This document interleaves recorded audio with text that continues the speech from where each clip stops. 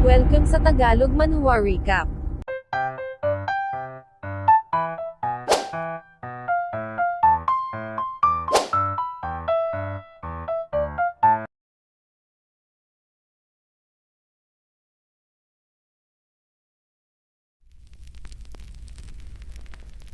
Pagkatapos na mabasa ang sinasabing huling sulat na nagmula kay Ho Wanwan ay napakatinding negatibong enerhiya ang dam-aloy sa buong katawan ni Emperor Ning Yuan Xian Xinlang nagngangalit na sambit niya sa kanyang isip ito raw ay tinrato niya ng maayos yet ginawa nito ang bagay na ito sa kanya, umano'y ang paglaruan ang kapalaran ni Ho Wanwan ay isang bagay ngunit ang mangahas itong siya ay paglaruan din, isang malutong na mura ang pinakawalan. Ano yung pag-curse daw ba sa Crown Prince ay kagagawan din nito, upang patayin ang isang napakaliit na kalaban ni Risk nito ang political feud ng ahas na e-curse ang kanyang Crown Prince, ito raw ay ang mismong humihiling ng gulo naghahanap ng sariling kamatayan. Nagbigay ng utos si Emperor Ning Yuan Xian na hulihin si Xinlang at itapon sa kulungan ng Darkwater Organization, na agad namang sinang-ayunan. Kasabay ng nakakabinging paghaginit ng kidlat ay ang paglusob ng mga members ng Darkwater Organization sa villa ng Jin family, agad na ipinakita ng captain ang decree kasabay ng pagsigaw ng paghuli kay Xinlang, ang sino mang sumubok na hamarang ay papatayin ng walang awa. Ano sambit ng isang matanda ito raw ay ang Darkwater Organization, napatanong kung ano na namang malaking krimen ang nagawa ni Xinlang. Sinabi ng isa na ang tanging hina-handle lang ng Darkwater Organization ay mga malalaking kaso at kadalasan ay nagreresulta ng paglipol sa buong clan, kaya malamang na sa pagkakataong ito ay katapusan na ng Jin family. Sa residence naman ng Marquis of Genyuan ay ibinalita ni Su Janting sa kanyang ama ang patungkol sa paglusob ng mga warriors ng Darkwater Organization sa villa ng Jin family upang hulihin si Xinlang, napatingala sa kalangitan si Marquis Sunan sa kanyang narinig in-extend ang magkabilang braso, sabay proklamang si Xinlang ay patay na. Ang Chief Commander ng Darkwater Organization na si Yan E ay isang misteryosong figure, na ang martial arts skills ay may kukumpara sa mga great masters katulad na lang ni Yan Nanfei. Pagdating sa kapangyarihan at level ng takot na kanyang naitanim sa mga mamamayan ng Yu State, siya ay ang nasa tugatog ng ranggo na ni umabot na sa puntong ang mga tao'y nanginginig marinig lang ang kanyang pangalan. Magmula nung umupo sa trono si Ning Yuan Xian ay hindi na mabilang na mga noble families ang nilipol ni Yan E. Ang Darkwater Organization ay ang maituturing na impyerno ng Yu State at si Yan E ang hari. Lumipat ang eksena sa base ng Darkwater Organization, kung saan makikitang hawak na ng dalawang warriors si Xinlang. So sambit ni Xinlang sa kanyang isip so ito na ang base ng Darkwater Organization, sa papaanong paraan naman daw ba siya makakaalis sa lugar na ito. Idinagdag sa kanyang isip na siya ay umaasang makikinig si Mukong at Mulan sa kanya, at hindi magdudulot ng anumang trouble. Senior brother sigaw ng isang warrior ang asong ito ay ipinadala rito, o tugon naman ng isa so ito raw pala ay isa lamang maliit na puting aso. Sa Darkwater Organization ang mga titles ay unique, ang mga members na nasa magkaparehong level ay tinatawag na senior brother ang isa't isa. Bukod pa dun mayroon din silang sariling mga espesyal na mga termino sa mga nahuhuli nilang bilanggo, ang mga bilanggong nagmula sa noble family ay tinatawag nilang beast, bird kapag ka isang high-rankang official, at dog naman kapag ka isang nobody. Mapag-aalamang ang isang ito ay nagngangalang Yan Wei, isang commander ng Darkwater Organization. Senior brother saad niya buksan daw nito ang gate ang mga brothers ay kailangang mag-interrogate agad, umano'y kapag ka hindi nila nagawang mabuksan ang bunganga ng maliit na puting asong ito kailangan nila itong pabaluktutin sa barrel. Ang Yan Wei na ito ay disciple ni Yan Nanfeng, at karamihan sa mga warriors ng Darkwater Organization ay nagmula sa Night Sect, na nangangahulugang ang Zhou family ng Count of Wuan's court ay mayroong malaking impluensya sa Darkwater Organization. Kung maaalala natin, ang Zhou family ay yung family na nagbasura noon sa marriage engagement na mayroon sila sa Xuanwu court partikular kay Jin Mukong.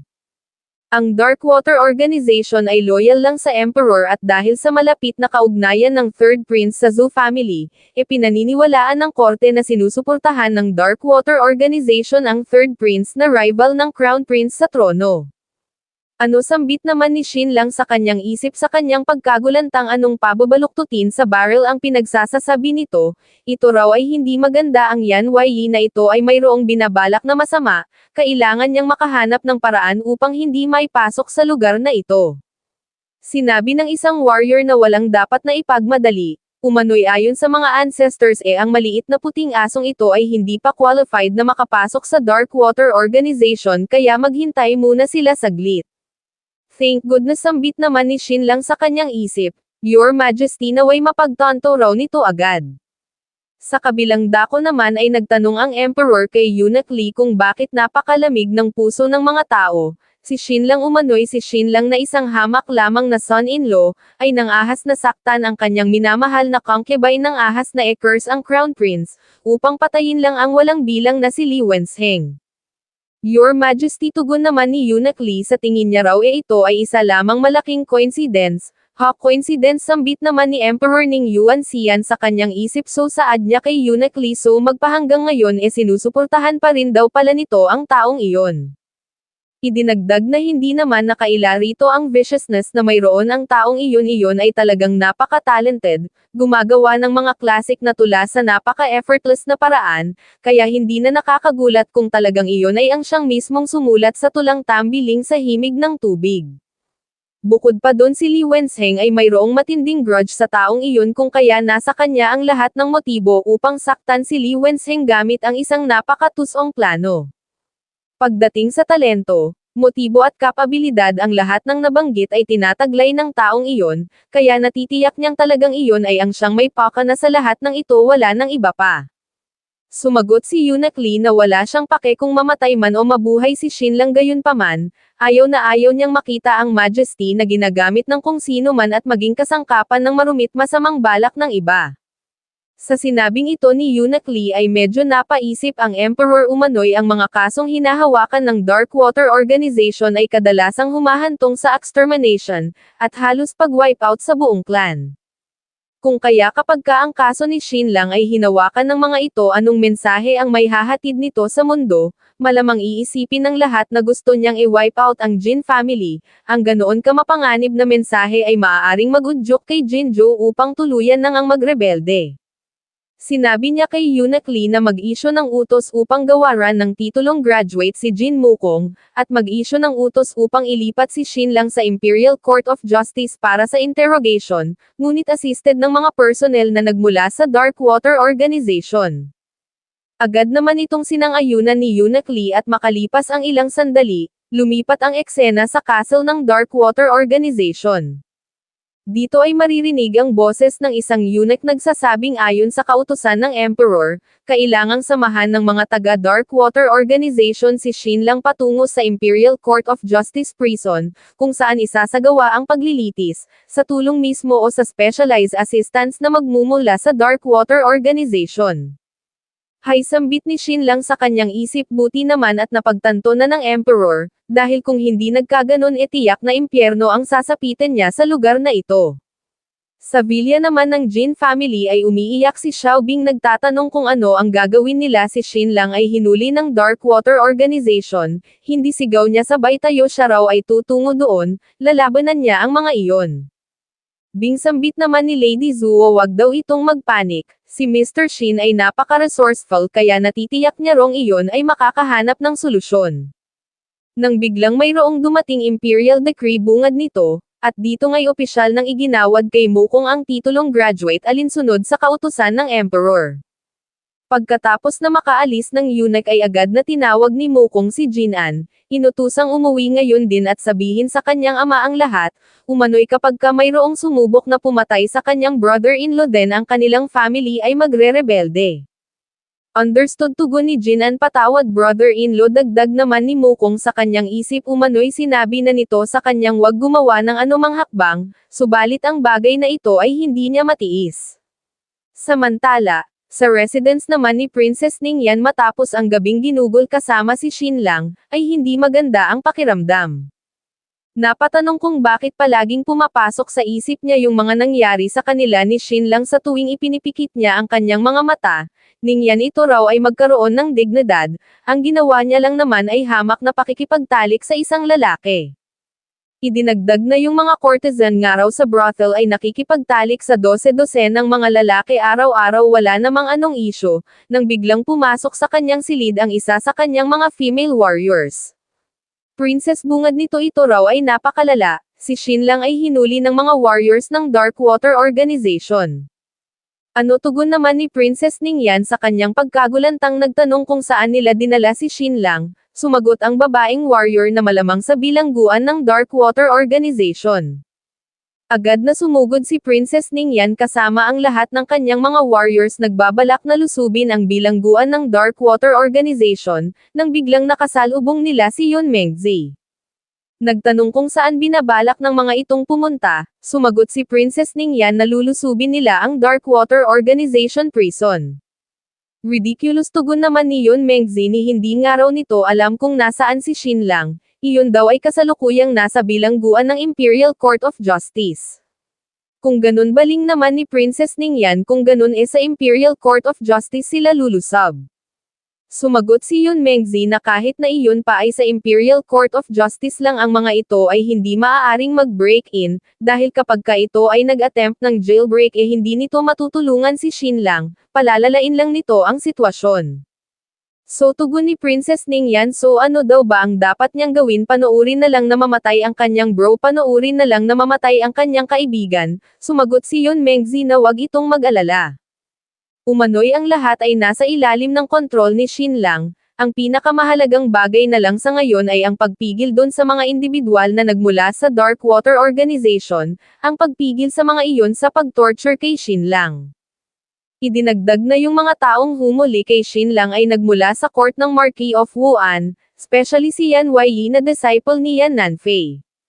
Ngayon gaano ba ka-hate ng Zhou family si Shin lang alam daw ba nito ang patungkol sa bagay na iyon, o so mukhang hindi raw pala nito alam dagdag niya nang makita ang reaksyon ni Princess Ningyan.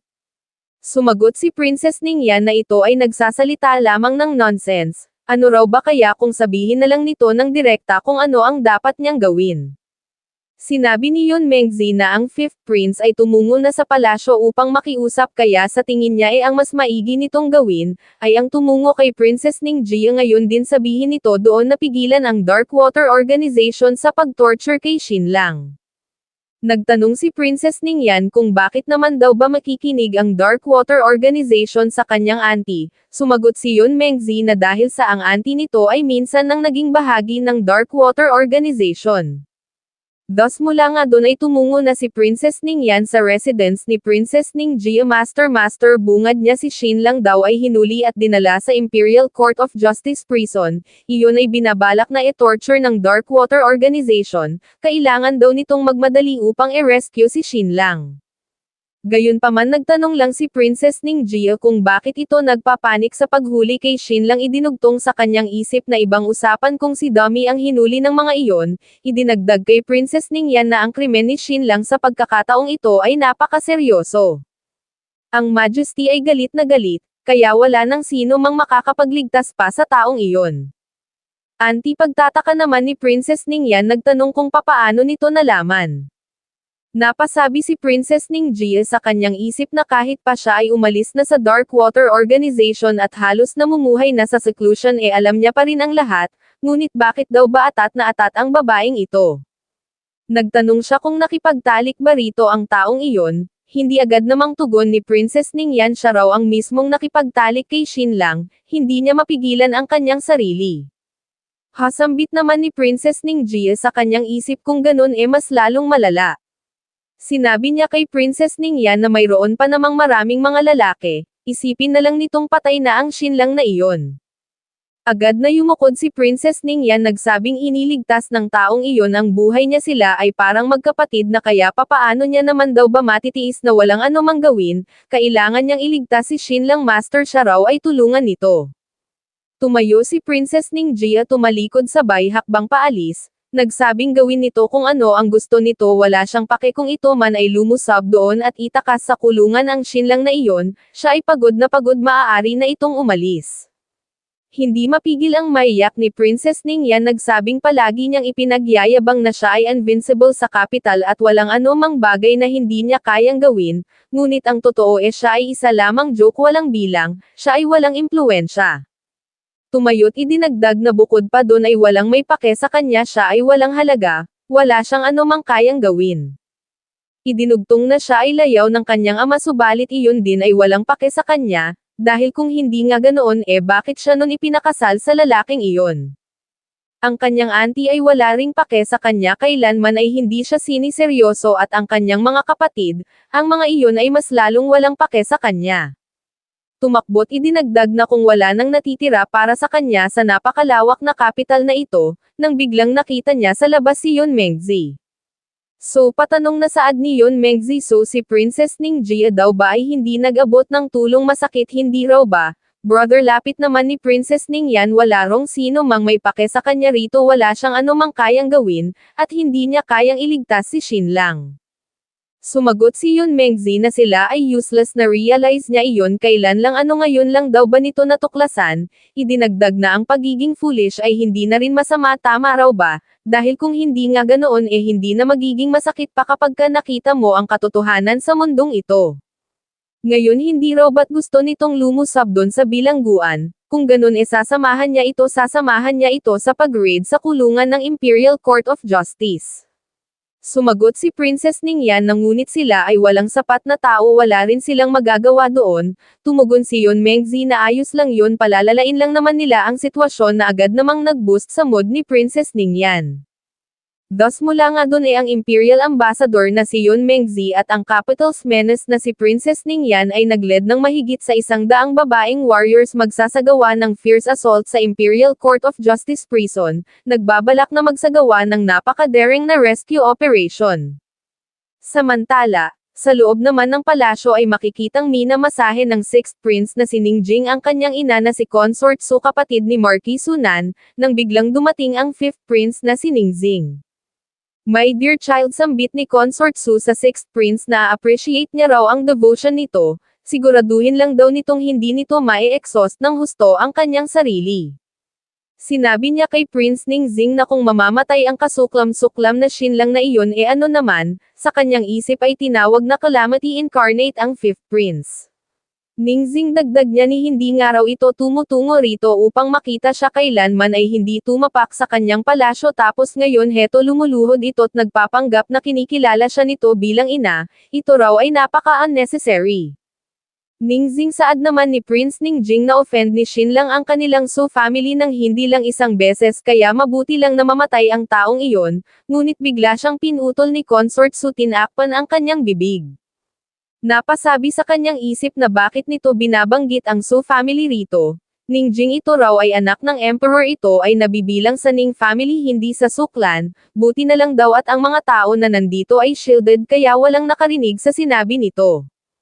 Ma-mother, pakiusap, saad naman ni Prince Ningxing, papakiusap, sabihin daw nito kay Sunan na si Shin Lang ay nakahandang umalis sa capital at bumalik sa Xuanwu Court, para sa kapakanan ng kanilang pagkakamag-anak, papakiusap ito raw ay magpakita ng awa.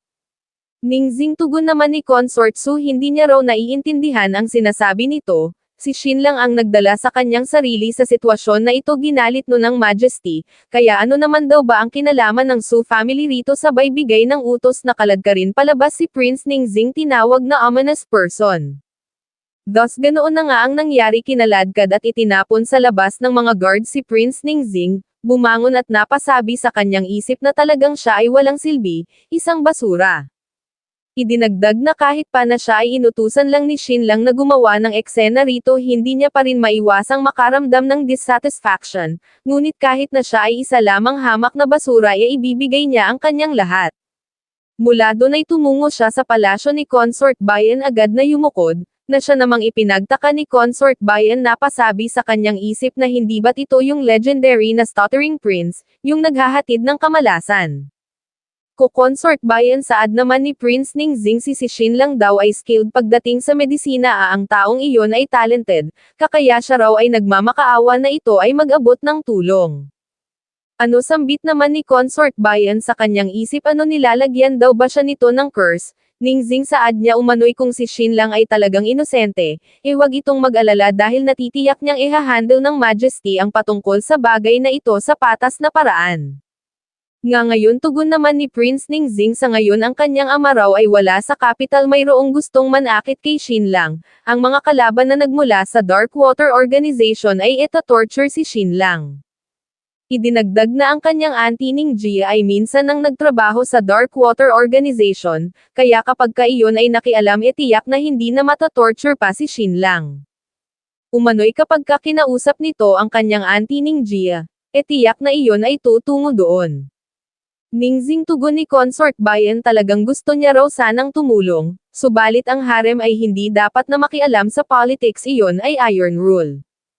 Papatawad sa trouble Consort Bayan saad naman ni Prince Ningzing sabay hampas sa kanyang noo sa sahig, siya raw ay aalis na ngayon.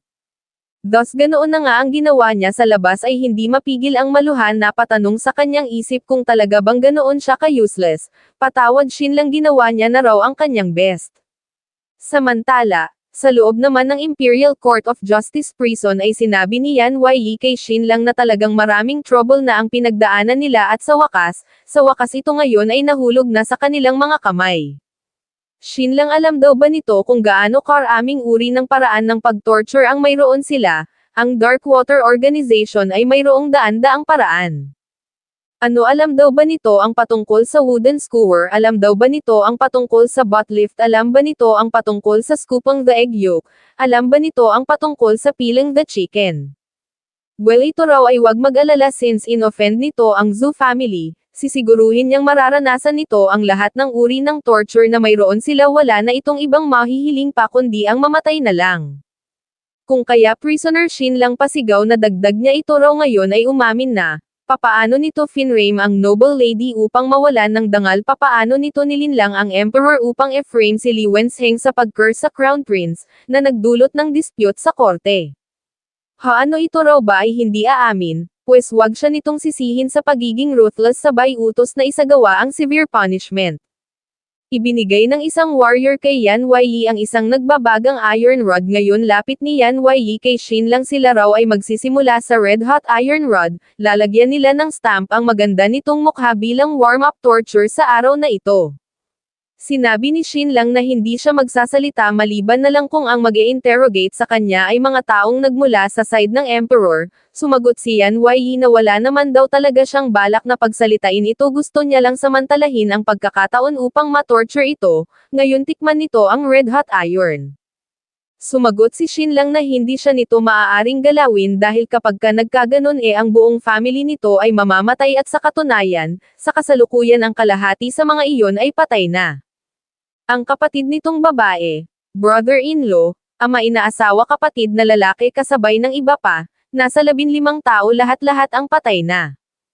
Idinagdag na mayroon pa itong ibang pamilya 8 katao lahat-lahat kalakip na ang mga concubines nito mga mistresses at higit sa lahat ang 2 anak nitong lalaki ang mga iyon ang buhay nito hindi raw ba, sa malakas na boses ay idinagdag na kapag kasinaktan siya nito ng kahit na kaunti, ang natitirang 8 pinakamahalagang tao sa buhay nito at iba pa nitong mga pamilya ay mamamatay, at maging ito rin ay hindi makakaligtas. Ano ito raw ba ay mangangahas pa na saktan siya, sige subukan daw nito. Balik muna mga ilang oras bago humantong sa tagpong ito, pagkatapos na mahuli ni Yan Yi si Shin lang ay bigla na lang mayroong tumamang kung anong kidlat sa mansyon ni Yan Yi, na nagdulot ng pagkasunog nito tinupok ng apoy mayroong mga sumubok, subalit ito ay hindi na nagawa pang maapula.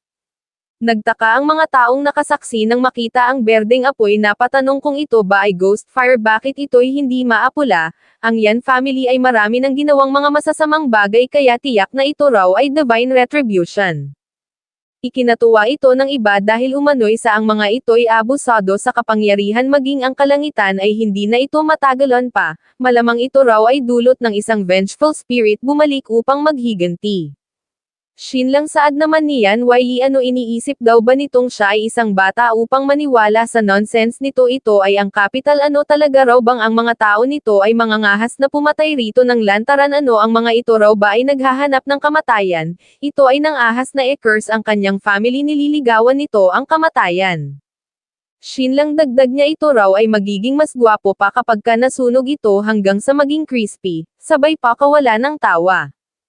Nang biglang dumating ang isang warrior upang mag-report my lord sa ad niya kay Yan Yi umano'y ang tahanan nito'y tinamaan ng kidlat at nilamon ng apoy, ang apoy ay napakatindi walang nakaligtas, ang lahat ng 15 miyembro ng family nito ay nasunog hanggang kamatayan. Nagulantang si Yan Yi sa kanyang narinig hindi makapaniwala na patanong sa kanyang isip kung papaano ito naging posible ito raw ba ay totoo, ang kanyang mga magulang mga kapatid mga in-laws, malamang ito raw ay arson sambit niya sa isang warrior sabay tanong kung may nahuli ba sila, mayroon ba silang nahuling kung sino man. Sumagot ang warrior na ang Imperial Court of Justice, Pinggan County at maging ang Central Command Bureau ay tumungo na doon, subalit wala silang nakitang anumang trace na ang nangyari ay isang kaso ng panununog. Sumigaw si Yan Yi na kahit na sa gabi kahit na sa pagtulog papaanong nangyaring walang kahit na isang taong nakatakas papaanong nangyaring ang lahat ng mga iyon ay nasunog hanggang kamatayan, sumagot ang warrior na hindi niya alam. Shinlang baling ni Yan Yi ang pangahas naman daw nitong gawin ang ganoong bagay. Ngunit sumagot lang si Shinlang na iyon ay lightning strike iyon ay divine retribution wala siyang kinalaman doon, iyon ay hindi niya kasalanan. Naglabas ng lotigo si Yan Yi agad na humagupit, tumama sa kanang braso ni Shinlang ng inag sa sakit subalit nagawa niya itong matiis, nagbigay ng ganitong tingin. Ano sigaw naman ni Yan Yi nagtanong kung bakit siya nito tinitingnan ng ganito susunugan niya raw ang mga mata nito hanggang sa mabulag, ito ay nang ahas na patayin ang kanyang family umano'y kapag kabinigyan pa siya uli nito ng ganitong tingin, susundutin niya ang mga mata nito't dudukutan palabas subalit siya ay nagulantang nang mayroon na namang dumating upang magbigay ng ulat. Sinabi ng warrior na ang ibang family nito ay binigyan na ng proteksyon gayunpaman ang madam at ang dalawang anak nitong lalaki, ay umalis kaninang tanghali at hindi pa rin nakakabalik magpahanggang ngayon. Bumaling si Yan Yi kay Shinlang subalit sinabi lang ni Shinlang na wala siyang anumang ginawa, wala siyang alam kahit na ano. Idinagdag na gayunpaman maging sa kapital ay hindi rin ligtas, maaaring ang dalawang anak nitong lalaki ay dinukot at maybe ang mga dumukot ay magdidemand ng ransom soon. Idinagdag ni Shinlang sa kanyang isip na siya ay nakapag-decide ng i-wipe out ang family nito at maging ang dalawa nitong binatang anak, ay ipapadala niya doon sa Jinshan Island upang magmina hanggang kamatayan. Ilang sandali lang ay mayroon na namang dumating sir bungad nito mayroon dong nagpadala ng box para rito, na agad namang binuksan ni Yan Yi at sa loob ay nakita niya ang putol na kamay ng isang babae na nakilala niyang pagmamayari ng kanyang pinakamamahal na asawa, kalakip ang isang sulat. Agad niyang binuklat at binasa ang sulat pakinggan natin ang nilalaman.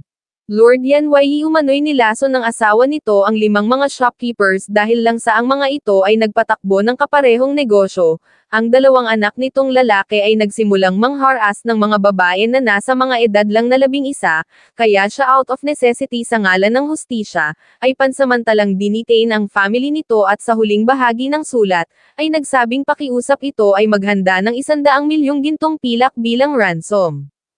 Are you kidding me? Sambit naman ni Yan Yi sa kanyang isip sa kanyang pagkagulantang napagtantong ang sulat na ito ay nagmula kay Kutuhuan, subalit ang Kutuhuan daw na iyon ay nag-ooperate lang sa Tianan Province, kailan pa tumungo ang taong iyon sa kapital. Bukod pa dun ito ay humihingi ng 100 milyong gintong pilak, umano'y kahit na ang Crown Prince pa ang dinukot nito kahit pa ang Emperor ay hindi makakaipon ng ganito karaming gintong pilak.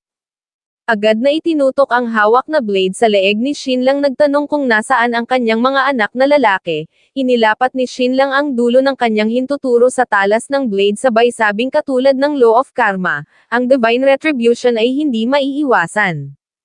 Kung kaya kahit na saang parte ng katawan pa man siya nito hiwain, iyon ay magdudulot lang upang mas lalo pang mapahamak ang mga anak nito. Nangilabot si Yan Yi sa kanyang narinig na paatras, nagsabing hindi dapat galawin ng misfortune ang kanyang family.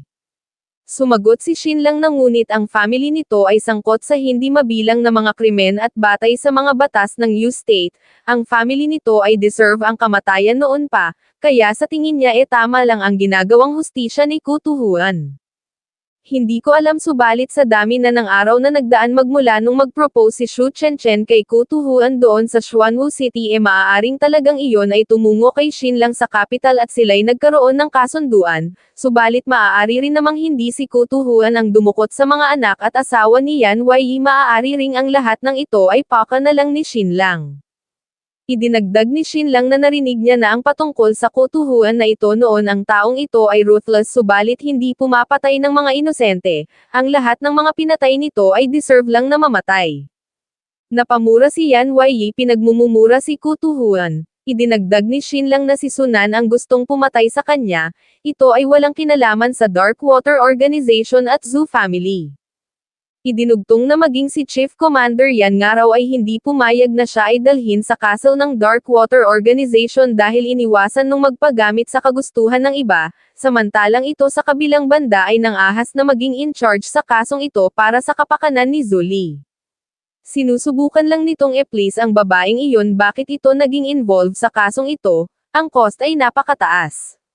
Sa isip ni Yan Wei ay kinuwestiyon niya ang mga sinabi ni Xin Lang patungkol kay Zhu Li. Xin Lang saad niya siya raw ay isa lamang hamak na nobody, wala itong mapapala sa pag-target sa kanya.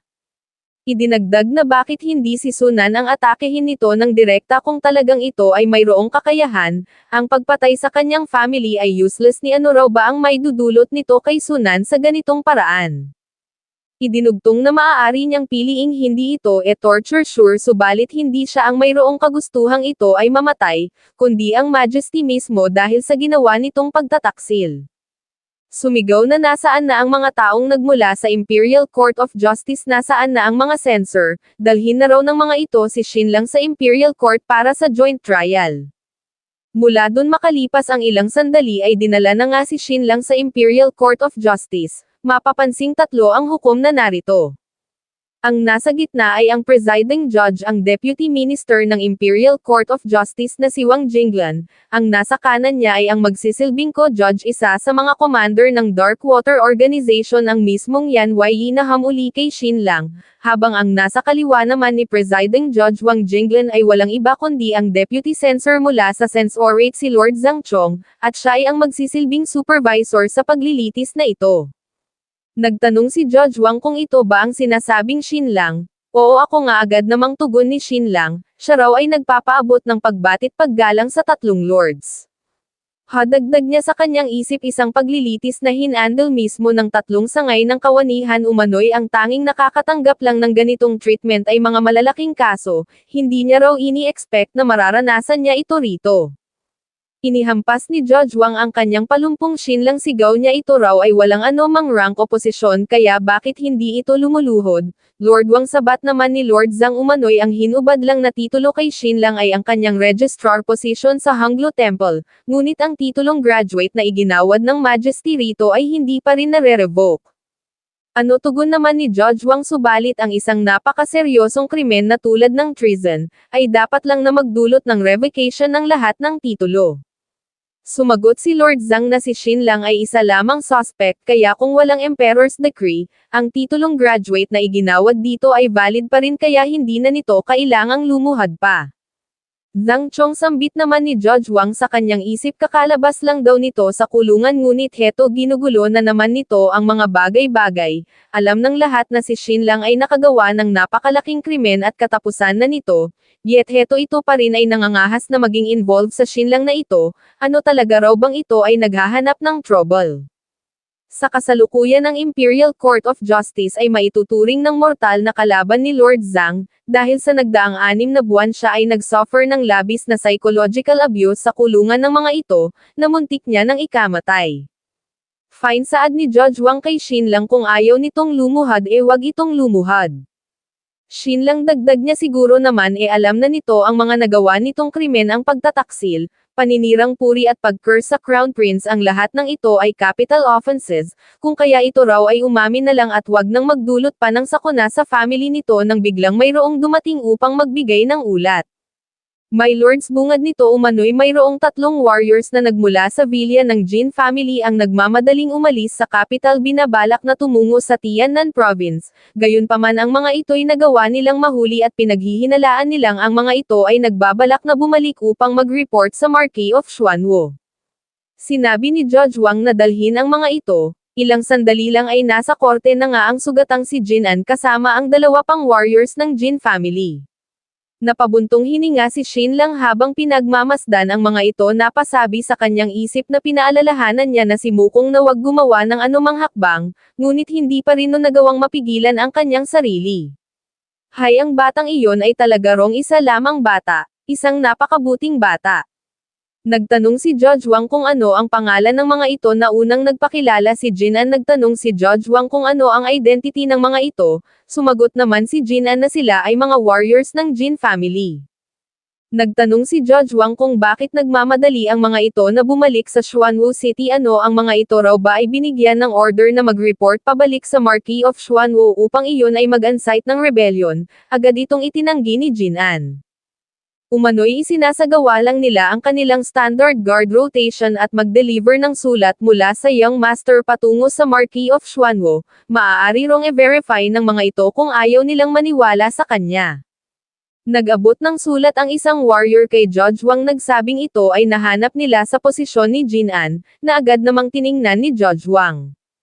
Napasabi sa kanyang isip na ang sulat na ito ay isa lamang sulat patungkol sa pakikiusap ni Jin Mukong sa kanyang ama na hayaang makauwi, ngunit sino raw ba ang nakakaalam kung ito ay mayroong itinatagong mensahe. Sinabi niya kay Jinan na kung ganun ang lakas naman ng loob ng mga itong bumalik sa Xuanwu City sa lahat ng pagkakataon. Ngayon pa talagang si Shin Lang ay hinuli. Ano, mayroon daw bang conspiracy na nangyayari rito? Ano, mayroon daw bang nag-instruct sa mga ito? Ang nagbigay daw ba sa kanila ng utos ay mayroong gustong sabihin sa Marquis of Xuanwo? Sa muli ay sumagot si Jinan na isinasagawa lamang nila ang kanilang standard guard rotation. Ihahatid ang sulat ng Young Master. Iyon lang yun, wala nang iba pa. Napasabi si Shin Lang sa kanyang isip na lumalabas na mukhang hindi lang siya ang gustong patayin ng mga ito, gusto rin ng mga itong maging kasabay niya si Mukong at ang Jin family. Idinagdag na ang Emperor ay napaka-suspicious, at binabalak ng mga itong i-frame ang Jin family sa salang pagtataksil at pagbabalak na pagrebelde.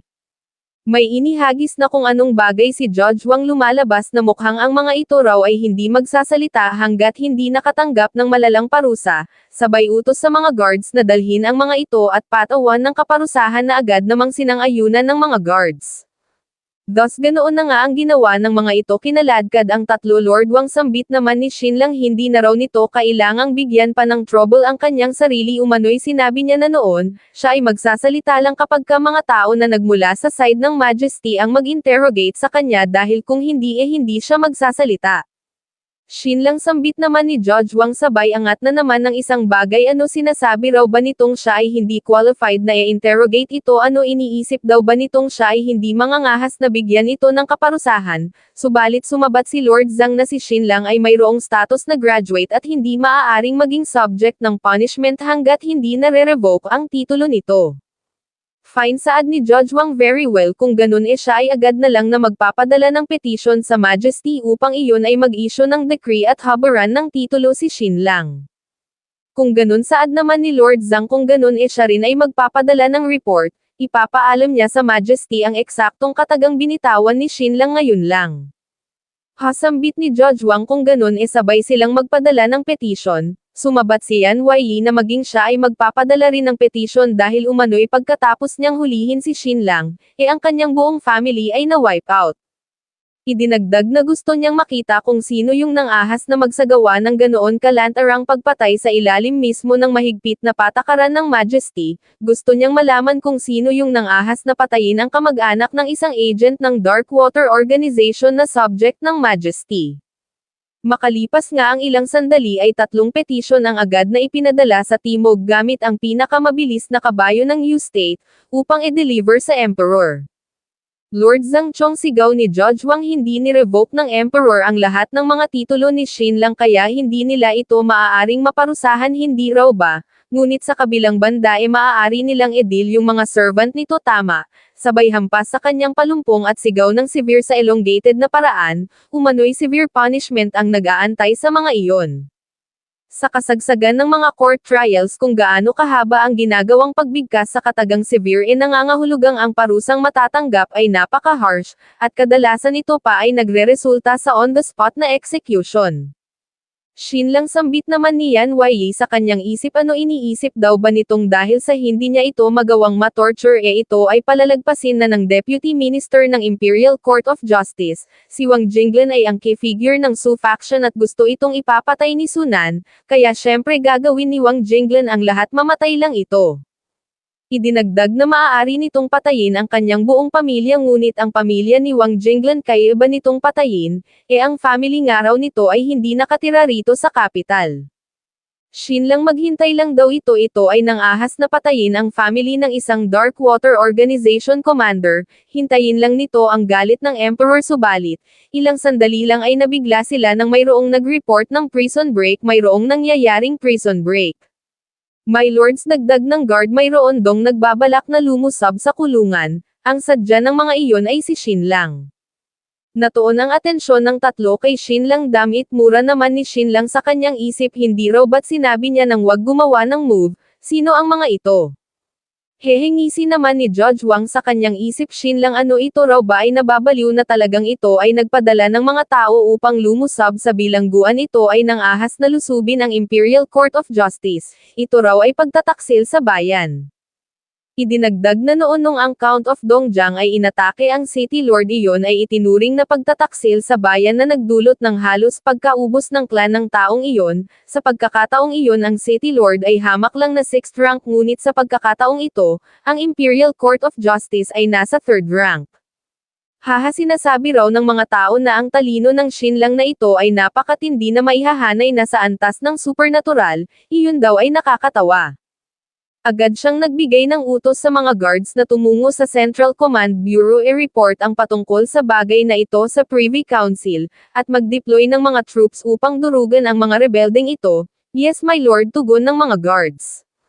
Si Yan Wei ay nagbigay rin ng utos sa mga guards ng Darkwater Organization na tumungo sa kanilang headquarters mag-report na mayroong nangyayaring rebellion, pinapalibutan ng mga rebeldeng ito ang buong Imperial Court binabalak na itakas si Shin lang, at idinagdag na ang mga ito ay magbigay ng request sa mga ancestors na magpadala ng mga troops, upang durugan ang mga rebeldeng ito. Agad naman itong sinang-ayunan ng mga guards subalit, sa sandaling ito ay tuluyan nang nakapasok ang mga sinasabi nilang rebelde. Ang rebelde ay nagpakilala bilang Third Princess Ningyan sumigaw na mayroong nangyayaring miscarriage sa Imperial Court of Justice, kaya siya raw ay narito upang maghanap ng hustisya at ang sino mang mangangahas na hamarang sa kanya ay papatayin ng walang awa. Nagulantang ang lahat ng mga opisyal na kasalukuyang nasa loob ng Imperial Court of Justice sa kanilang narinig, at syempre hindi exemption doon si Judge Wang. Ano sambit niya sa kanyang isip talaga raw bang ito yung third princess yung troublemaker na princess na iyon hindi mga warriors ng Jin family, kapansin-pansin ang reaksyon ni Lord Zhang. Mr. Shin sambit niya sa kanyang isip talaga rong ito ay nagdudulot ng trouble kahit na saan ito pumunta hindi raw ba kaya na ginalaw nito maging ang third princess yung capital's menace na iyon, gayunpaman ang ginawa nitong paglusob rito ay lilikha ng dagdag na trouble talaga rong ito ay mas magpapagalit pa sa emperor, which is parte ng plano nito. Sambit naman ni Shin lang sa kanyang isip. Ngunit hindi niya raw alam na ang tigress na ito ay talagang magagalit at lulusab rito sa Imperial Court of Justice. Nagbigay ng utos si Judge Wang sa mga guards na pigilan ang mga iyon subalit wag saktan ang third princess, na agad namang sinunod ng mga guards. Sa sandaling ito ay napakalapit na ng emperor sa capital, siya ay hindi nakatulog sa loob ng 3 araw at gabi bukod pa dun ay nakatanggap ng mahigit sa 100 mga petisyon. Ang mga petisyon na ito ay nagmula sa Deputy Censor na si Zhang Chong mayroon ding nagmula sa Darkwater Organization at Imperial Court of Justice mayroon ding nagmula sa Chanyu Central Command Bureau at Privy Council, maging ang Crown Prince ay nagsubmit din ng confidential petition humihingi ng tawad sa nangyaring gulo sa kasagsagan ng kanyang pamamahala habang wala ang Emperor, nakikiusap sa kanyang ama na siya ay bigyan ng kaparusahan. Ang tanging hindi lang nag-submit ng petisyon ay si Sunan, na kiniklaim na siya ay mayroong sakit at kasalukuyang nasa kanyang tahanan, nagsasabing wala siyang anumang kinalaman sa lahat ng nangyayari. How bold of you, Shin lang sigaw ng Emperor pagkatapos na mabasa ang petisyon na ipinadala ni Yan Weini. Ito raw ay nang-ahas na banggain ang Darkwater Organization, at ninagkumit pa ng murder sa capital. May sambit niya naman nang makita ang ipinadalang petisyon ni Judge Wang at ang mga warriors ng Jin family ay pasekretong nagra-rush back sa Xuanwu City. Ano ang binabalak ng Jin family? Ang mga ito raw ba ay nagbabalak na magrebelde o sumusubok na takutin siya, sabay hampas sa nila Mokos na sulat. Idinagdag na bukod pa dun si Ambassador Yun Mengzi at si Third Princess Ningyan ay umatake sa Imperial Court of Justice. Ano ang mundo raw ba ay nababaliw na ang Shin lang na iyon ay talagang nang-ahas na salsalan ang Ambassador ng Yan Empire at ang kanyang anak. Ano binabalak daw bang kaladkarin ng Shin lang na ito sa putik ang royal family ng Great Yan Empire? Ano ang binabalak ng Shin lang na ito? How dare you? Dagdag niya pa ang salungatin nito ang will ng kalangitan. Shin lang iniisip daw ba talaga nitong hindi niya ito kayang patayin? Jinjo dagdag niya pa sa kanyang isip ang son-in-law nito ang siyang unang nanlinlang sa kanya nag-curse sa Crown Prince at nag-commit ng treason, kaya wag siya nitong sisihin sa gagawin niyang pagkilos. Your Majesty, sambit ni Eunuch Lee, mayroon parong natitirang isang petisyon at ang isang ito ay nagmula kay Zhang Chong. Sumagot ang Emperor na hindi niya na ito babasahin pa, subalit nang mag-sink in sa isip niyang ito ay nagmula kay Zhang Chong, agad niya itong kinuha. Pagbuklat ay nabigla sa kanyang nabasa. Ano sambit niya sa kanyang isip ang petisyon na ito. Sa mismong petisyon na ito ay inilahad ni Lord Zhang ang lahat ng trade na isinagawa ng Su family. Umano'y ang suklan ay tao nang nagbibigay ng 400,000 gintong pilak sa Qiang State bilang subsidy. Sinusuportahan din ng mga ito ang malaking bilang ng mga private army at mga bandido na pinamumunuan ng Three-Eyed Menace, at nisinuhulan pa ang mga opisyal ng Jiangxi Province. Although ang fiefdom ng Su family ay napakalawak, napaka-imposible na sila ay makapag-produce ng ganoon katinding yaman. Kung kaya saan daw ba nagmula ang pera na ito na ginagamit ng Su family, ito raw ay nagmumula sa slave trade. Inaalipin ng mga ito ang mga tao ng Yu State, at pagkatapos ay ibinibenta sa Qiang State. Idinagdag ni Lord Zhang sa sulat na hindi lang yon, ang Su family rin ay mino-monopolize ang smuggling sa Chu State. Umano'y pagkatapos ng Wu War ang Wu State ay devastated, subalit ang Chu State ay walang anumang natamong pinsala at ang mga ito ngayon ay naging isa ng napakalaking banta sa Yu State. Idinugtong na mahigit sa kalahati ngayon ng Yu State Army ang humaharap sa army ng Chu State sa kanluran. Although ang digmaan ay hindi pa opisyal na nagsisimula, mayroon ng nangyayaring hindi mabilang na mga skirmish. Ang isang full-blown war ay maaaring mag-erupt anumang sandali.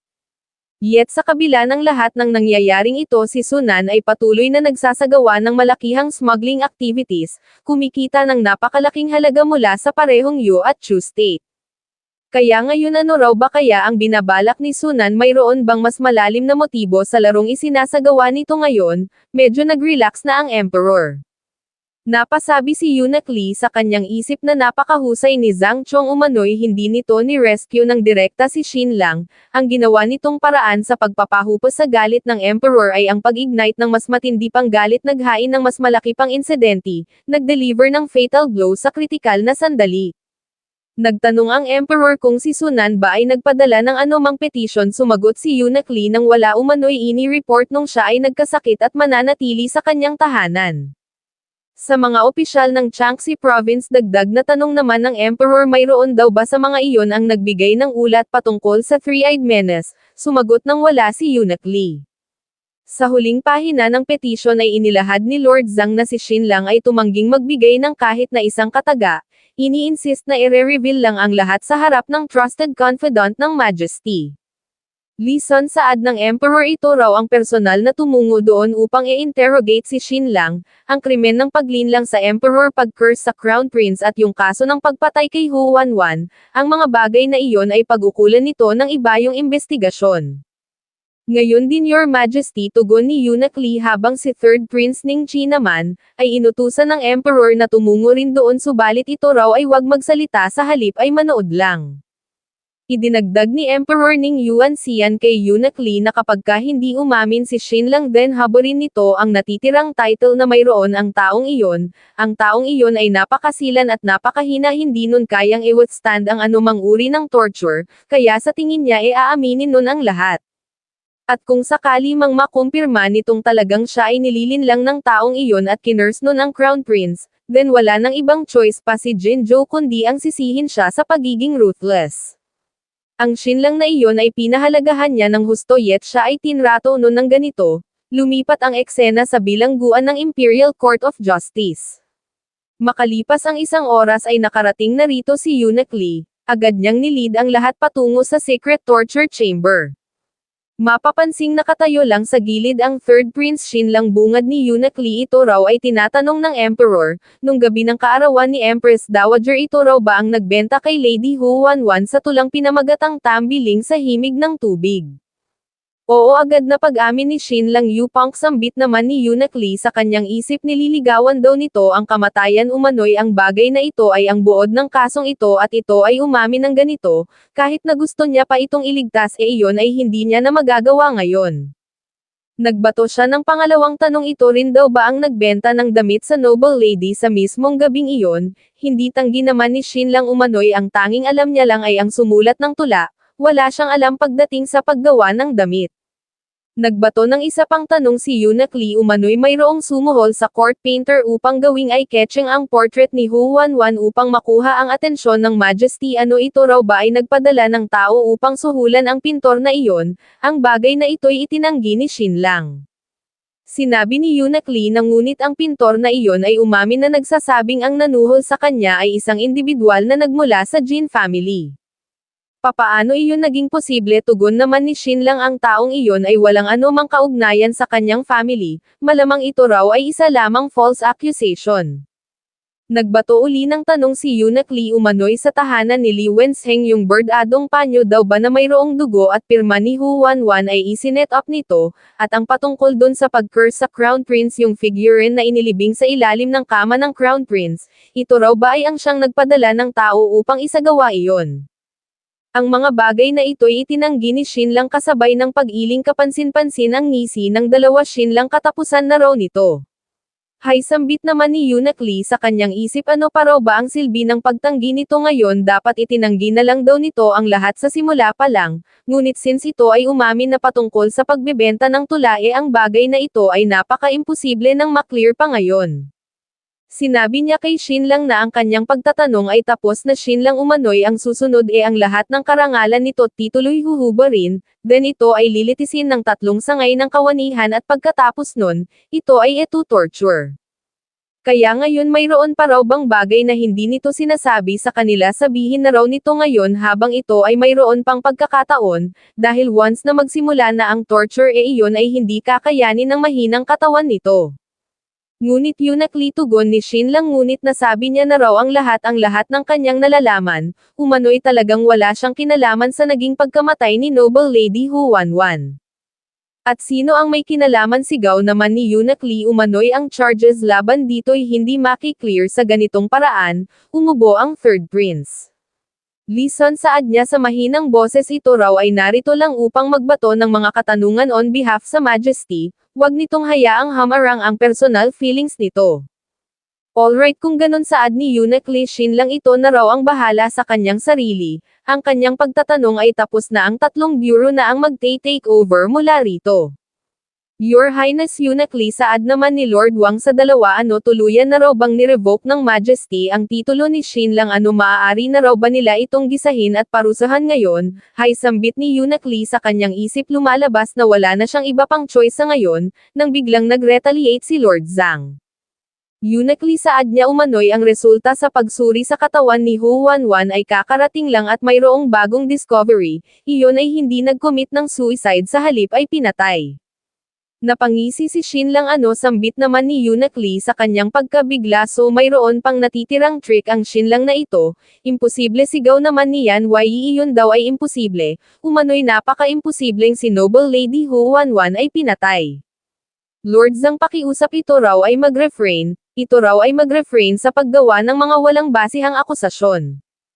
Nagtanong si Yunak Lee kung bakit iyon ay imposible. Yunak Lee tugon naman ni Yan Yi marahil hindi nito alam, ngunit sila raw ay nagpadala ng 20 tao upang protektahan si Hu Wanwan. Ang mga ipinadala nila doon ay binubuo ng mga lalaki at kababaihan, at palaging mayroong taong nasa tabi ni Hu Wanwan sa lahat ng pagkakataon.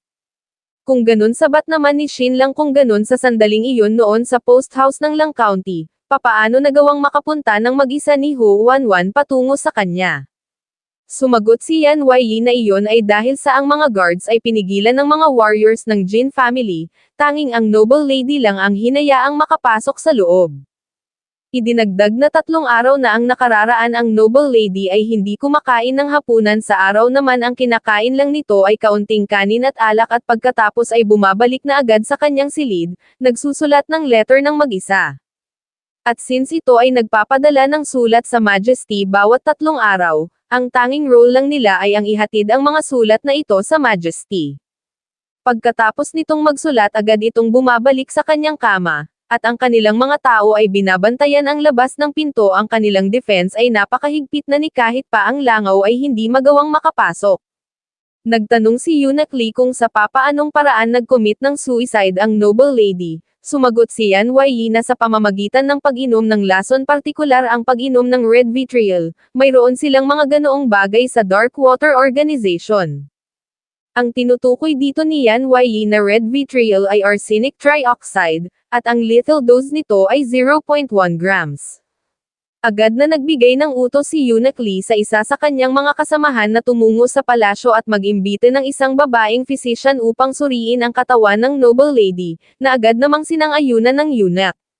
Sa muli ay nag-inquire si Judge Wang patungkol sa paghubad sa titulo ni Shin Lang nang maparusahan na nila ito, subalit sumagot si Yunak Lee na walang dapat na ipagmadali dahil kahit na mapatunayan pang ang noble lady ay pinatay, ang 2 kasong ito ay hindi hiwalay. Sabay sabing litisin na lang muna nila si Shin Lang patungkol sa kasong panlilinlang sa Emperor. Thus mula nga doon ang paglilitis ng 3 sangay ng kawanihan kay Shin Lang ay ipinagpatuloy at pagkatapos na masuppressed ang isyu ng jailbreak si Yon Mengzi at Princess Ningyan ay agad na tumungo sa korte upang iligtas si Shin Lang mula sa torture. Shin Lang bungad ni Judge Wang umano'y ngayong inamin na nito ang patungkol sa tulang tambiling sa himig ng tubig. Tatanungin niya ito, bakit nito ibinenta ang tulang iyon sa noble lady? Sumagot si Shin Lang na naturally iyon ay patungkol lang sa pag-asta na parang isang hotshot, pag-charm sa mga ladies at paghihiganti kay Li Wensheng. Ano sambit naman ni Judge Wang sa kanyang isip ano ang ibig nitong sabihin sa sinabi nitong pag-asta na parang hotshot, sabay hampas sa kanyang palumpong. Shin Lang sa wakas ito raw ay umamin na talagang ginawa nito ang bagay na iyon upang maghiganti kay Li Wensheng. Kung ganun ngayon sabihin daw nito papaano nito finrame ang noble lady, at papaano nito inilibing sa ilalim ng kama ni Li Wensheng ang cursed figurine para sa Crown Prince. Magsalita raw ito. Lord Wang kalmadong tugon naman ni Shin Lang sa tingin niya raw nami-misunderstood nito ang lahat. Umano'y nung sinabi niya ang patungkol sa pag-charm sa mga ladies ang ibig niyang sabihin doon ay dahil sa si Lady Hu ay napakaganda, kaya naturally hindi niya mapigilan ang kanyang sarili na ito'y hangaan. At para naman sa sinabi niyang paghihiganti kay Li Wensheng iyon ay dahil sa alam niyang iyon ay mayroong malalim na pagtingin kay Hu Wanwan, iyon din ang dahilan kung bakit ibinenta o ibinigay niya kay Hu Wanwan ang tulang pinamagatang tambiling sa himig ng tubig, dahil siya ay umaasang sa pamamagitan nun mabibihag niya ang puso nito at makiklaim ang beauty nito. Ang paraan ng kanyang paghihiganti kay Li Wensheng ay ang pagpapadugo sa puso nito, sa pamamagitan ng pag-agaw sa babae nitong minamahal. Ano sambit ni Judge Wang maging si Yunak Lee ay nabigla rin, so ito raw pala ay maaaring maipaliwanag sa ganitong paraan. Bakit dagdag pa ni Shin Lang bakit iyon daw ba ay hindi maaari? Nung panahong iyon ay hindi pa kilala ni Hu Wanwan ang Emperor, kaya papaanong hindi niya iyon maaaring i-pursue mula sa malayo? Hahadagdag niya sa kanyang isip ang bagay daw na ito ay nagdadagdag lang sa aliw. Ano naman daw ba ang meron kung ligawan niya si Hu Wanwan mula sa malayo at magbalak na paghigantihan si Li Wensheng sa ganoong paraan? Ano naman daw ba ang meron kung ang bagay na ito ay makarating sa kaalaman ng Emperor? Siya na si Shin Lang ay hindi naman nagawang makuha si Hu Wanwan sa halip sa bandang huli iyon ay nakuha ng Emperor, nagawa nung makuha ang babaeng hindi niya nagawang makuha kaya hindi raw ba't ang mensahe lang na may paparating nito ang Emperor ay mas malaking hotshot kaysa sa kanya. Shin Lang sigaw ni Judge Wang sabay hampas ito raw ba ay magpapatuloy pa rin sa pagdenay, maliwanag daw na gusto nitong patayin si Li Wensheng kaya ginamit nito ang Noble Lady at nagpabaon ng curse doll para sa Crown Prince sa ilalim ng kama ni Li Wensheng. Sumagot si Shin Lang na ang sinabi nito ay walang sense dahil bakit niya naman daw ba papatayin si Li Wensheng. Sumigaw si Judge Wang na dahil noon doon sa nangyaring engagement sa pagitan ni Xu Chenchen at Zhang Jin, ito ay inakusahan ni Li Wensheng ng salang treason ang ebidensyang inilabas noon ay nanggaling pa mismo sa libro nito, gusto nung ito ay mamatay kaya ito naman ay naghiganti. Well tugon ni Shin Lang marahil iyon daw ay mayroong katotohanan, gayunpaman nagawa niya ng makapaghiganti doon mismo sa puntong iyon, nakuha niya ang kanyang paghihiganti on the spot. Si Prince Jin ay nakipagsapakatan upang magrebelde at si Li Wensheng naman ay nakipagsabwatan kay Prince Jin, sa tindi nga raw ng ginawa niyang pag-expose iyon ay inatake ng kumbulsyon sa takot. Idinagdag na noon sa tingin niya iyon ay mamamatay na dahil sa ginawa nung harap-harapang pag-aming ito ay nakikipagsabwatan kay Prince Jin na ruler ng Nanawo State, kaya bakit pa siya magbabother na gumawa ng kahit na ano mula doon. Nanghina si Judge Wang sa kanyang narinig na patanong sa kanyang isip kung papaanong nangyaring nagagawa pa rin itong matwist ng ganito ang argumento. Hahasambit naman ni Shin Lang sa kanyang isip nagbenta siya ng tula kay Hu Wanwan upang mag-show off lang upang mag-pick up ng mga babae at nakawin ang minamahal ni Li Wensheng kaya ano naman daw ba ang mali doon? Lumalabas na ang argumentong ito pala ang dahilan kung bakit sinadya ni Shin Lang na i-leak ang impormasyon noon kay Zhou Wenhua patungkol sa kanila ni Grandmaster Zhou Yin at yung ginawa niyang pagpapabalik-balik sa brothel. Upang magkalat ng skandal patungkol sa kanya sa kapital upang palabasin na siya ay isang napakalibog na tao, upang palabasin sa argumentong ito na talagang wala siyang ibang balak sa ginawa niyang pagbenta ng tula kay Hu Wanwan, upang palabasin na iyon ay ginawa niya lang upang makuha si Hu Wanwan. Kung ganun saad ni Eunuch Lee kung ganun hihintayin na lang nila ang resulta ng isinagawang autopsy. Hahasambit naman ni Yan Wei sa kanyang isip kahit na anong gawin pa raw na pagsuri ng mga iyon sa katawan ni Hu Wanwan ang lalabas iyon ay nag-commit ng suicide. Shin Lang kahit na ano pang gawin nitong pag-struggle wala ring silbi, dahil hanggat mapatunayan lang na si Hu Wanwan ay nag-commit ng suicide ang nilalaman ng suicide note nito ay ang siyang magdidetermina sa katotohanan, kaya Shin Lang ito raw ngayon ay isa ng dead meat. Samantala, sa loob naman ng residence ng Marquis of Genyuan, although si Sunan ay hindi pa rin lumalabas ay nakarating na sa kanya ang mga interrogation records sa kaso ni Shin Lang. Sinabi ni Sujanting na si Zhang Chong ay nagdudulot ng trouble ngayon sila raw ba ay magsasagawa ng kung anong bagay sa anak at apo nito, ang concubine ni Shin Lang ay kasalukuyang buntis sila raw ba ay mayroong gagawin doon, sumagot si Marquis Sunan na iyon ay hindi na kailangan sa sandaling ito. Tinanong si Sujanting kung ito ba ay siguradong si Hu Wanwan ay nag-commit ng suicide, absolutely tugon naman ni Sujanting hindi niya raw ginalaw ang babaeng iyon. Idinagdag na isinulat nun ang suicide note sa harap niya mismo, at pagkatapos nun ay ininom nun ang tsaang ang baso'y mayroong bahid ng arsenic.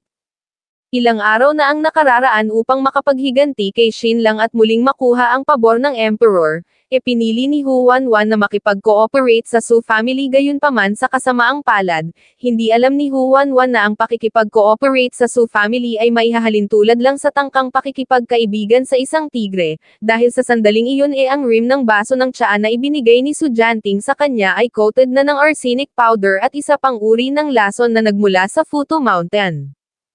Father saad ni Sujanting umano'y sa pagkakataong ito tiyak nang mamamatay si Shin Lang, kahit na anong investigasyon pa ang gawin ng mga iyon ang lalabas lang si Hu Wanwan ay nagpakamatay.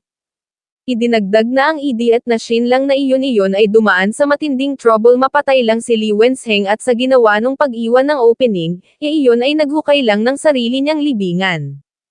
Sinabi ni Marquis Sunan na si Ning Yuanxian ay selfish at napakamin na tao kaya kahit na pinapahalagahan pa nun si Shin Lang hindi nun matotolerate ang pagtataksil, natitiyak niyang i-execute nun si Shin Lang sa pamamagitan ng slow slicing. Sinabi ni Mr. Su na ang Nushao City ay isolated overseas, kaya kung i-execute daw ba ng Emperor si Xinlang ang Jin family ba ay magre-rebelde, o hindi naman kaya na magdadalawang isip ang Emperor na i-execute si Xinlang dahil sa banta ng pagre-rebelding ito.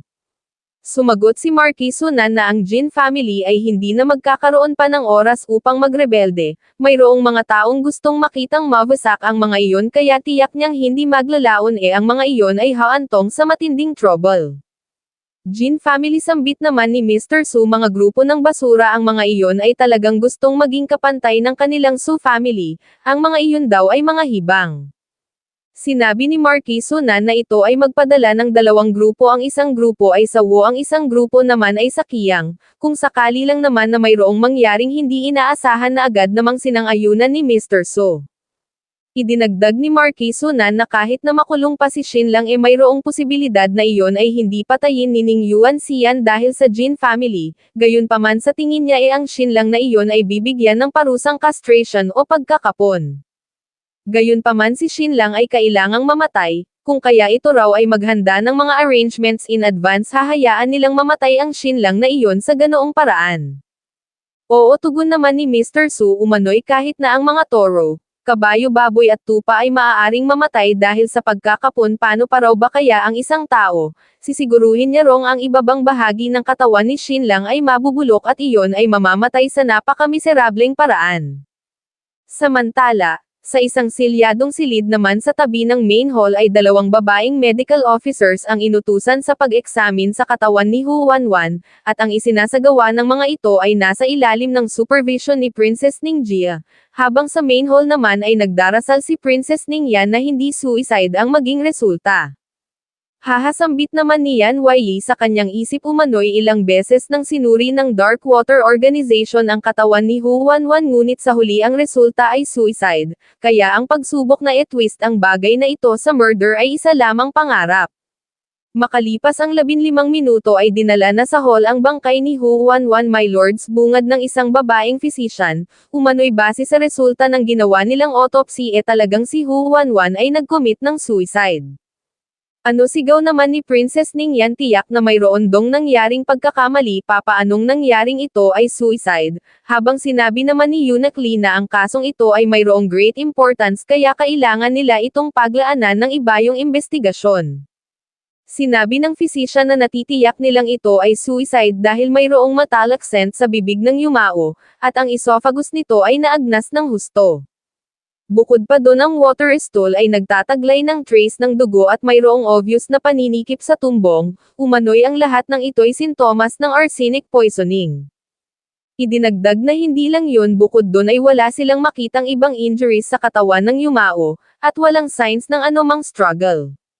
Sinabi ni Yan Wei na na-check na nila ang patungkol sa bagay na ito ng maraming beses mula sa pagsusulat ng suicide note hanggang sa pag-inom ng poison tea, ang lahat ay ginawa ng noble lady ng voluntaryo, walang anumang signs ng pamimwersa.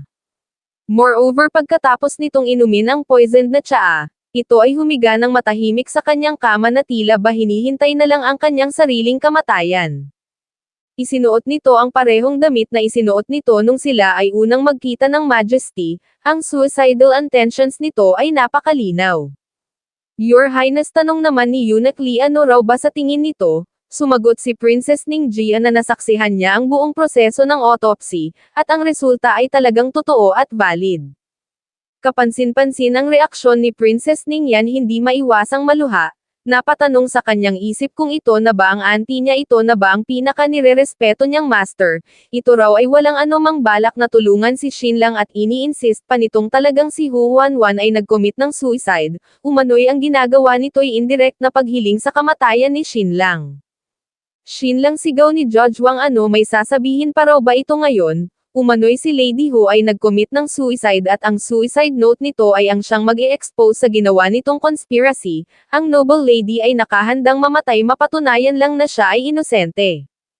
Idinagdag na ang noble lady ay wala ng ama't ina kaya wala ng sino man sa mundong ito ang makakapilit o makakapwersa sa noble lady, na nangangahulugang bawat katagang isinulat nito sa kanyang suicide note ay totoo at ang mismong suicide note na ito ay ang maituturing na hindi matatawarang ebidensya sa conspiracy ni Xinlang.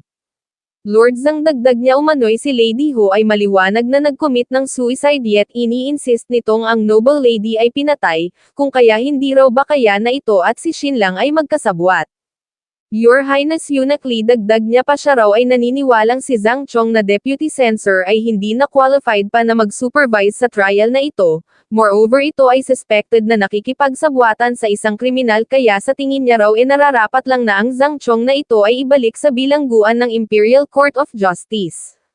At para naman kay Eunuch Lee maaari na nilang haburan ng titulo't karangalan si Shin lang nang matorture na nila ito at mapaamin sa lahat hindi raw ba, nang biglang tumayo si Lord Zhang. Nagtanong sa lahat kung ano raw ba ang mangyayari pagkatapos na mag-take ng arsenic poison, hindi raw ba't iyon ay magiging lubhang napakasakit at ang buong sikmura at lalamunan ay masusunog. Hindi lang sa magkakaroon ng incontinence at blood stool, magkakaroon din ng matinding pagsusuka na tila ba isi na lang sa isang malalang torture. Humakbang patungo sa bangkay idinagdag na gayunpaman, si Hu Wanwan ay namatay sa napakapayapang paraan na para bang wala itong nararamdamang anumang sakit, at kung hindi lang dahil sa nangyaring incontinence at pagdudugo magmimastulang ito ay nahulog lang sa malalim na pagkakahimbing bago namatay, bakit daw ba kaya ganon? Nabigla ang buong korte sa rebelasyong ito kung ganun saad ni Judge Wang, oo dugtong naman ng babaeng physician. Idinagdag ni Lord Zhang na maliban na lang kung mayroong ibang lason na nandoon sa tsaa na instant na magpapawalang malay pagkatapos itong mainom, mayroon daw bang ganoong uri ng lason? Oo tugon naman ni Princess Ningjia meron, at iyon ay ang soul scattering powder na nagmula sa Futo Mountain.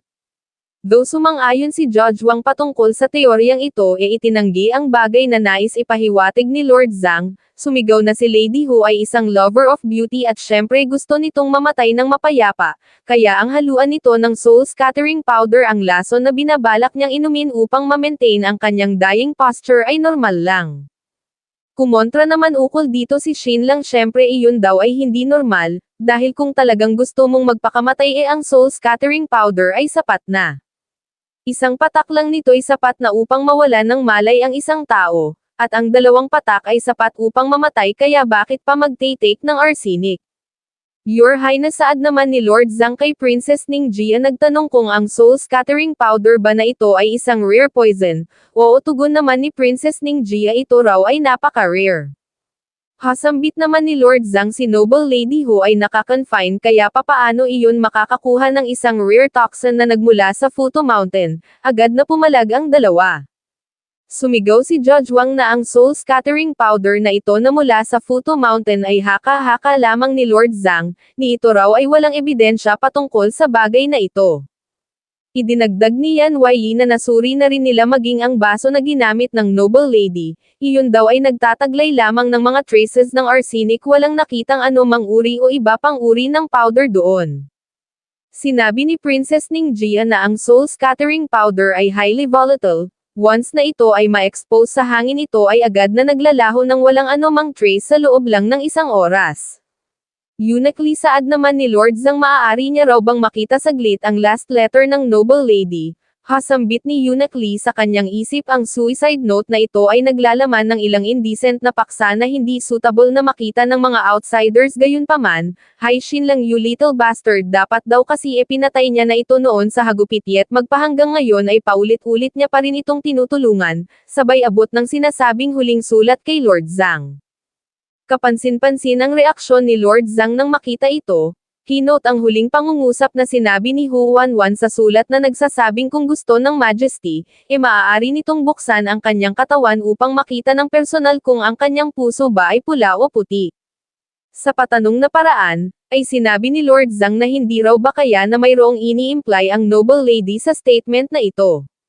Not at all tugon naman ni Eunuch Lee dahil umano'y sa lahat ng sulat na ipinapadala ng Noble Lady sa Majesty, ay nakalagay sa huling bahagi ang pangungusap na ito. Sinabi ni Lord Zhang na ngunit ang pangungusap na ito rito sa suicide note ay tila kinaskas gamit ang kuko, bukod pa dun mayroon ding pulang marka na tila ba nagbibigay ng hint. Agad na lumapit ang tatlo upang tingnan ito't nakumpirmang mayroon nga. Sinabi ni Eunuch Lee na dito sa bandang buksan ang katawan ay mayroong mga scratch marks mula sa kuko, at ang pulang marka na narito sa tingin niya ito raw ay nail polish ng isang babae. Napatingin si Yunak Lee sa kinaroroonan ng bangkay na patanong sa kanyang isip kung ano ang ipinapahiwatig ng suicide note na ito, ano hindi raw ba kaya na sinasabi sa kanila ni Hu Wanwan na buksan nila ang sikmura nito, hindi raw ba kaya na mayroong kung anong nakatago sa sikmura nito. Nagsabing hindi siya maaaring magsagawa ng sariling desisyon patungkol sa disembowelment, kailangan niya munang i-report sa Majesty ang patungkol sa bagay na ito, kaya pakiusap my lords, hintayin daw muna siya saglit ng mga ito, i-report niya muna ang bagay na ito sa Majesty at tatanungin kung iyon ba ay papayag sa pag-disembowel sa noble lady. Agad na tumakbo palabas si Yunak Lee. Hasambit naman ni Shin Lang sa kanyang isip, ang Great Eunuch na ito ay talagang malamig sa labas subalit mainit sa loob, sa simula pa lang ay tinutulungan na siya nito. Mula doon ay lumipat ang eksena sa kinaroroonan ng Emperor, kung saan siya ay nagulantang sa biglaang pagdating ni Yunak Lee. Nagtanong siya kung kamusta na ang takbo ng trial, umamin na raw ba si Shin Lang. Sumagot si Yunak Lee na mayroong maraming unexpected na mga bagay ang nangyari sa kasagsagan ng trial sa araw na ito, at umano'y sa ngayon ang pinakamalaking doubt sa kasong ito ay ang suicide note. Idinagdag na ang katagang buksan ang aking katawan sa suicide note ng noble lady ay talagang mayroong fingernail marks, at ito pa ay stained ng vermilion na madalas ina-apply ng noble lady. Gayunpaman sa kabila ng lahat siya raw ay nakakaramdam na ang lahat ng ito ay nagkataon lang. Ang act of disembowelment ay lubhang napakaseryoso, hindi siya maaaring mag-decide ng siya lang patungkol sa bagay na ito, kung kaya hinihingi niya raw ang desisyon ng Majesty patungkol dito. Tiningnan ni Emperor Ning Yuan Xian ang parte ng sulat na binanggit ni Yunak Lee, na pasabi sa kanyang isip na mayroon ngang scratch, napatanong kung ito ba ay isang reminder o hamak lamang na coincidence. Tinanong niya si Yunak Lee kung bakit ibinenta ni Shin Lang ang tula kay Hu Wanwan, ulitin daw nito sa kanya ang sagot ng taong iyon. Sumagot si Yunak Lee na sinabi ni Shin Lang na upang mag-astang hotshot, charm ang mga ladies at maghiganti kay Li Wensheng sa pamamagitan ng pag-agaw sa babae nitong minamahal. Nagtanong ang Emperor kung ano sa tingin nito. Sumagot si Yunak Lee na sa tingin niya ang taong iyon ay talagang ganoon katanggak, napaka-shameless. Well, kung ganon tugon ni Emperor Ning Yuan Xian, kung ganon mag-proceed daw ito sa disembowelment, tingnan kung ano ang nasa loob, na agad namang sinang-ayunan ni Yunak Lee sabay hakbang palabas. You old dog, sambit naman ng Emperor. Nagtanong kung bakit napaka-eager nito sa pagtulong kay Shin Lang, huminto si Yunak Lee. Agad na bumaling yumukod, nagsabing hindi niya sinusubukang tulungan si Shin Lang, gayunpaman ayaw niyang hayaang magtagumpay ang isang partikular na tao. Hatugon naman ng Emperor, mukhang ang kataga nito'y mayroong malalim na nilalaman. Sige, ito raw ay tumungo na doon upang buksan ang katawan ni Hu Wanwan, at tingnan kung ano ang nasa loob. Makalipas ang 2 oras ay nagawa ng makabalik ni Yunak Lee sa Imperial Court of Justice. Agad niyang ini-relay ang utos ng Emperor, at mula dun makalipas lang ang ilang sandali ay natapos na ang disembowelment at lumalabas na mayroong kung anong bagay na nakuha ang babaeng physician sa sikmura ni Hu Wanwan, isang wax pill.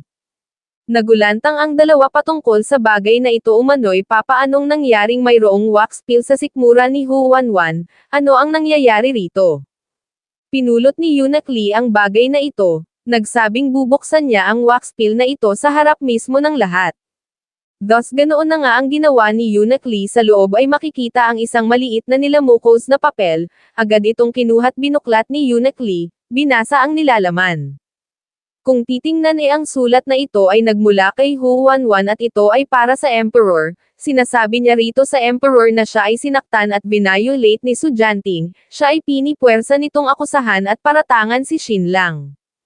Sa malakas na boses ay binasa ni Yunak Lee ang sulat para sa lahat, na siya namang gumulantang kay Judge Wang. Idinagdag ni Yunak Lee na ito ay pirmado mismo ni Noble Lady Hu Wanwan. Sinabi ng babaeng physician na ngunit walang signs na ang noble lady ay na-violate. Mayroon daw ba? Sumigaw si Yunak Lee na suriin ito ng mabuti. Makalipas ang ilang sandali ay bumalik na sa korte ang babaeng physician. Your lords, bungad niya, umano'y ang anal passage o tumbong ng noble lady ay talagang mayroong signs ng mga pilas, kaya talaga rong posible na ito ay violate bago mamatay. Nung una raw akala nilang iyon ay dulot lamang ng pagkasunog mula sa arsenic poisoning. Ano, hindi makapaniwalang sambit ni Judge Wang sa kanyang isip, ano ang Su Jianting daw ba na iyon ay nababaliw na? Papaano ito naging posible? Patanong na sambit naman ni Yan Yi umano'y maaari naman dong makuha ni Sujanting ang kahit na sino mang babaeng gustuhin nito, kaya bakit ginawa pa nito ang ganitong bagay? Hahasambit naman ni Shin lang sa kanyang isip Aunt Zuyin, mukhang talaga rong ito ay nag-play dirty. Well, kung naaalala nyo yung sinabi ko nung pag-alis ni Grandmaster Zuyin sa capital na baka mayroong ipinapagawa si Shin lang sa kanya sa Lang County, mukhang mayroon nga at ito na yon. Though hindi ko alam kung papaano nahulaan ni Shin lang na mamamatay si Hu Wanwan, maaari namang sabihing na-anticipate niya na ito, gayunpaman ang bagay na ito'y hindi ko mabibigyan ng malinaw na sagot sapagkat wala namang ibinigay na paliwanag ang author ukol dito. Sinabi lang na nung mamatay si Hu Wanwan kahit na 12 ng mga warriors ng Darkwater Organization ang nagbabantay nagawang makapasok ni Grandmaster Zuyin at maisagawa ang mga bagay-bagay ng hindi namamalayan. Ang pagpapalunok kay Hu Wanwan ng wax pill ay plano ni Shin lang, at ang note na nilalaman nito ay sinulat mismo ni Shin lang, ginaya ang sulat kamay ni Hu Wanwan at maging ang suicide note ay kagagawan niya rin. Gayunpaman yung paglalagay ng anal fissures kay Hu Wanwan ay hindi na parte pa ng plano, iyon ay sarili ng inisyatibo ni Grandmaster Zuyin. Ang rason kung bakit nabuo ni Shin lang ang masasabing vicious scheme na ito, ay dahil sa kung gaano katanyag ang mga kataga ni Hu Wanwan. Magmula nung ito ay pinalayas ng Emperor, ito ay nagpapadala ng sulat bawat 3 araw, at sa bawat huling parte ng bawat sulat ay idinadagdag niya na kung gusto ng Majesty, maaari nitong buksan ang kanyang katawan upang makita nito ng personal kung ang kanyang puso ba'y pula o puti. At hindi lang yun, dahil sa tuwing ito ay nakikipagkita o nakikipag-usap sa mga mahahalagang tao, madalas niya ring idinadagdag ang pangungusap na siya ay nakahandang buksan ang kanyang katawan upang makita ng Majesty ang kanyang puso. Papaano ito nangyari? Nanginginig na sambit ni Judge Wang sa kanyang isip. Papaanong nangyaring bigla na lang nabunten ang lahat ng bintang sa Su family? Brother Este Womanizer, lingon naman ni Princess Ningyan kay Yun Mengzi, nagtanong kung ano ang nangyayari.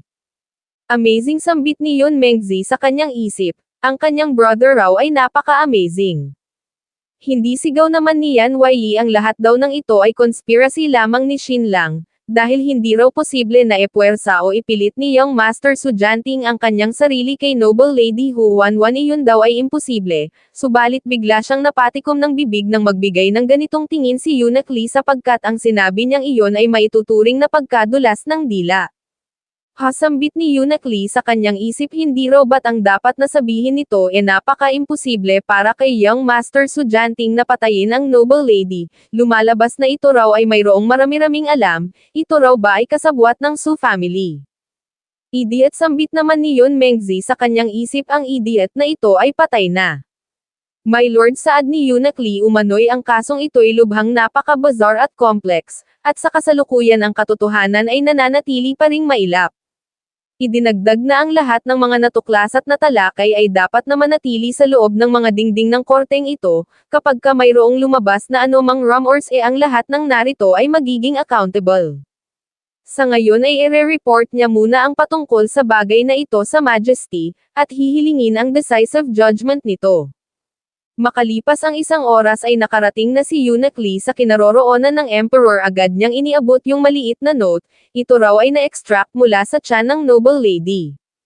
Ganito ang reaksyon ng Emperor nang makita ang sulat. Idinagdag ni Eunuch Lee na ang anal passage ng Noble Lady ay mayroong pilas, ang bagay na ito'y hindi nakita noon ng mga medical officers dahil inakala nilang ito ay dulot lang ng arsenic burns, iginiit na mukhang ang lahat ng ito ay kagagawan ni Sujanting. Tumawa ang Emperor, ang unang bagsoy dulot ng relief, subalit ang pangalawa, ang tawang ito ay iba na. Hahasambit niya sa kanyang isip, malamang na-enjoy nito ang kanyang babae, hindi raw ba? Kung ganun, yung cursed figurine para sa Crown Prince na natagpuan sa ilalim ng kama ni Li Wenzheng ay kagagawan din ng Su family, umano'y tama yun dahil kapag ka mayroong mangyaring fierce power struggle sa pagitan ng Third at Crown Prince, sino raw ba ang makikinabang? Syempre si Sunan ng neutral faction. Ngayon nagmi-make sense na ang lahat, ito ay reasonable. Si Shin lang ay isa lamang hamak na kinupkop na son-in-law, kaya ano naman ang ambisyon na mayroon iyon, maituturing lang na death wish kung iyon ay mag-e-stir up ng conflict sa pagitan ng Third at Crown Prince. Isa pa nung sandaling iyon ni hindi nito kilala ang third at crown prince, at kahit na mag-away pa itong dalawa ang Xinlang na iyon ay walang anumang mapapala. Tinanong niya si Eunuch Lee kung posible ba napaka na ni Xinlang ang lahat ng ito. Sumagot si Eunuch Lee na bagbog na si Xinlang nang madatnan niya ito sa Imperial Court of Justice na halos nasa punto na ng severe torture. Mukhang ang tinutukoy ni Eunuch Lee rito ay yung sugat sa katawan ni Xinlang na natanggap niya mula sa hagupit ni Yan Wei. Hasambit ng Emperor ang taong iyon ay takot na takot sa sakit, kaya iyon daw ay umamin na agad kung talaga mang iyon ay mayroong ginawa. Sinabi ni Eunuch Lee na bukod pa doon nung buksan niya ang wax pill ang commander ng Darkwater Organization na si Yan Wei ay mayroong sinabing napaka-strange na bagay. Umano'y sinabi nung ang lahat ng ito'y conspiracy lang ni Xinlang at napaka-imposible para kay Young Master Su Jianting na puwersahin o ipilit ang kanyang sarili sa Noble Lady. Hasambit naman ng Emperor sa kanyang isip logically ang dapat na sabihin nun napaka-imposible para kay Su Jianting na patayin si Hu Wanwan. Ano na anticipate na raw ba ni Yan Wei na mamamatay si Hu Wanwan? Kung ganoon nga ito raw ay nangangahulugan lang na ang Darkwater Organization ay nakikipagsabwatan sa Su family. Ang lahat ng ito ay conspiracy ng Su family, at pinatay ni Su Jianting si Hu Wanwan upang i-frame up si Xinlang. Well, mabuti naman daw at lumalabas na siya ay hindi nilinlang at pinagtaksilan ng punk na iyon. Sinabi niya kay Eunuch Lee na ang kasong ito ay magtatapos na rito. Nagtanong kung ang buong family ba ng Yan Wei na iyon ay patay na lahat. Sumagot si Eunuch Lee na mayroon pang isang family na natitira ang asawa nito at 2 anak na lalaki. Kung ganun tugon ng Emperor, arestuhin nito ang mga iyon at patayin lahat. I-interrogate nito ang Yan Wei na iyon at isang sagot lang ang gusto niyang matanggap. Iyon ba ay nakikipagsabwatan sa Su family at sa gaanong extent na na-infiltrate ng Su family ang Darkwater Organization?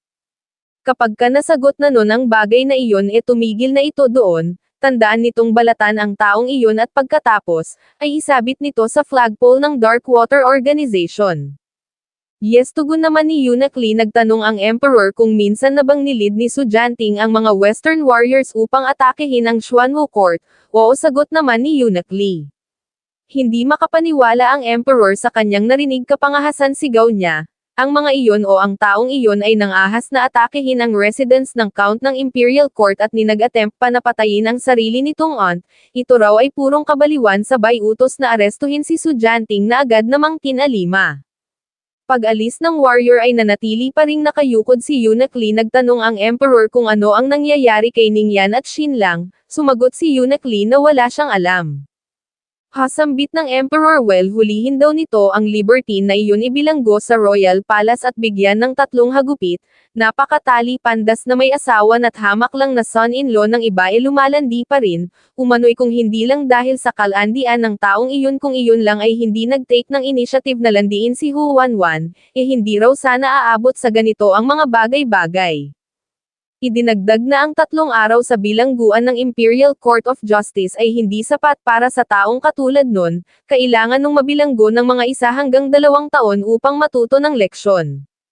Sumagot si Eunuch Lee na ang Majesty ay napakatama. Ang kahalayan ng taong iyon ay kakilakilabot. Kailan lang iyon nga raw ay nagdulot ng malaking commotion sa capital. Nagtanong ang Emperor kung anong commotion. Sumagot si Eunuch Lee na dahil sa iyon ay napakalayo sa kanyang asawa habang ang concubine naman nun ay buntis, malamang hindi na nun matiis kaya iyon ay nakapagpas siyang tumungo sa brothel. Iyon ay nag-disguise at pasekretong tumungo sa mismong brothel. Gayunpaman psychologically iyon ay nahihirapan kaya hindi matuloy-tuloy na pumasok sa loob.